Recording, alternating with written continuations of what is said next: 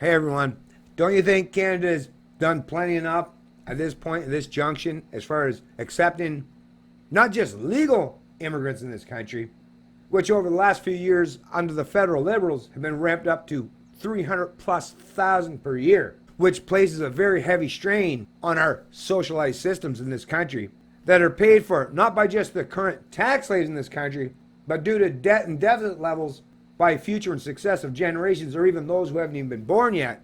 Like I say, at some point in time, you just got to respect and accept the fact that Canadians are being forced to pay too heavy of a price to support the kind of virtue signaling espoused by the authoritarian collectivists who come across or pretend to be benevolent at the expense of the working poor or the wage slaves in this country, aka the federal Liberals or even the Harper Conservatives who came before them. Stop asking Canadians to pay such a heavy price for these big government central planning initiatives that have proven many times in the past to be a detriment to the domestic citizens in this country. Headline out of CBC News Politics: Canada resettled more refugees than any other country in 2018, UN says. Canada took in 28,100 of 92,400 refugees who were resettled in 25 countries last year. This is being reported by Canadian Press, June 20th, 2019. Canada has admitted the largest number of refugees who were resettled last year and had the second highest rate of refugees who gained citizenship, according to the United Nations Refugee Agency's global report.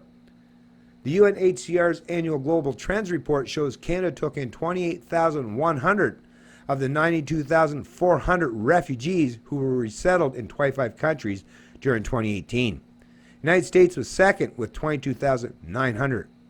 About 1.4 million refugees were in need of resettlement in 2018, but only 92,400 were resettled. So even the United States, a country 10 times the size of the population of Canada, didn't assume such a cumbersome burden economically to its citizens in comparative contrast to Canada. And why that is? Yeah, Canada, under the federal Liberals or even the Harper Conservatives before them, very much socialist in nature. Very much about using virtue signaling or pretense of benevolence to virtue signal to the UN while they force the working poor or the unborn to prop up or subsidize these big government initiatives. Yeah, there's nothing benevolent about forcing the working poor or the unborn under these collective endeavors. Benevolence would be people like Justin Trudeau or his lackeys digging down deep in their own pockets to pay for this stuff. That would be truly benevolent. There's nothing benevolent about using the preemptive force of government against people who are barely getting by as it is. That's all about picking winners or losers and using force as an ultimate means to your end. And people who use force as an ultimate means to their end aren't people that can claim to be moral authorities or morally superior in any way. The data also shows Canada gave citizenship to the second largest number of people who had arrived as refugees, a figure that helps to measure how well countries are integrating refugees. A total of 18,000 refugees became Canadian citizens last year, a substantial increase over 2017, when just over 10,000 refugees were naturalized. The number had been declining over time.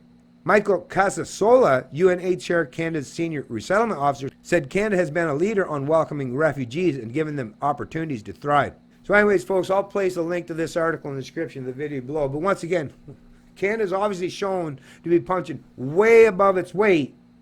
And hey, we're number one as far as, I guess, forced wealth and income redistribution to prop up and support this great replacement initiative or this mass immigration or refugee initiative. I guess what? To virtue signal around the world. Like I say, forcing the working poor in Canada to subsidize people in other countries to come here. That's just the wrong way to do it. If you want to help people, help them out in their own country. Help them to build the infrastructure or resources in their own country. Because yeah, we can't all live in Canada, right? That's the thing. The best thing you can do is not to bring people under your wing, but to teach them to fly themselves. Give a man a fish, he'll eat for today. Teach a man to fish, he'll be able to eat for the rest of his life. And I'd rather teach a man to fish than just simply hand him the fish. And that's the part about big government initiative is not even Trudeau or his Liberals are handing out the fish. Now they're taking that fish from the productive working class or the working poor in this country and giving it to someone else for the sake of virtue signaling. And that's just wrong no matter how you look at it or which side of the political spectrum or aisle you come from. Skinny Libertarian, and I love liberty.